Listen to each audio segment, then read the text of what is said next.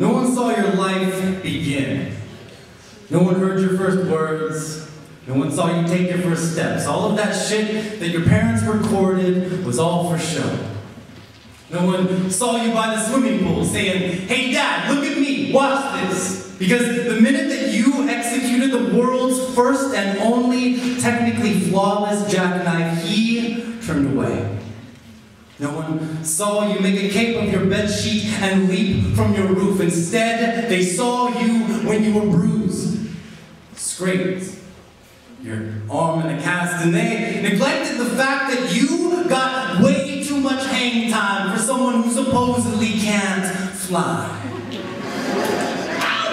And that day, you learned about a lonely kind of glory. Because no one saw that half-court basket.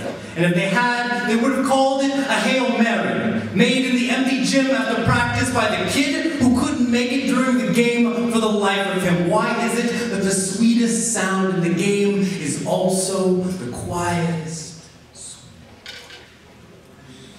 No one saw you drive all night, turning over the answers in your mind to the questions that hold us back precisely because we're blind to them. No one saw you write down those answers to disguise them as poetry. And no one read that first poem that was 8 pages long and about everything and nothing at the same time. And it's best that they didn't. And not because it wasn't any good, but because it would have forced them to recognize a truth they weren't ready to find. And so you learned to exchange that lonely kind of glory for the kind in these slam poems.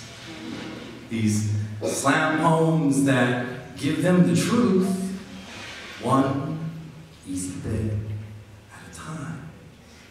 There was a time when they saw you.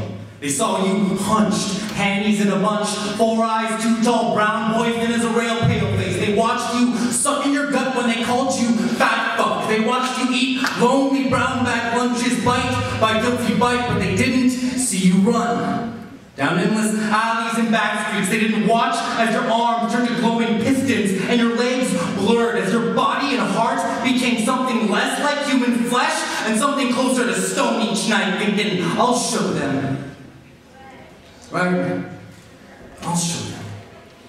No one saw you put your aces in your pocket. No one saw you take out your wallet and give your last $5 to a homeless guy. And even if they had, they would not have understood that it was not charity. That when you watched as 40 years of anguish melted into 4 seconds of gratitude before your eyes, you knew you bought something for your dollars. So check your flanks and pop your collar. No matter how cold and lonely it is to keep those aces in your sleeves, give them nothing they don't need to see. Don't use them to make friends because your friends know everything about you that they need. Don't hide your greatness, but neither should you show it. Instead, play it.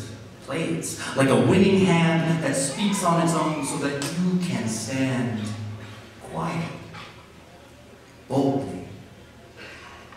Almost as satisfying as those moments of lonely glory that are yours and yours only.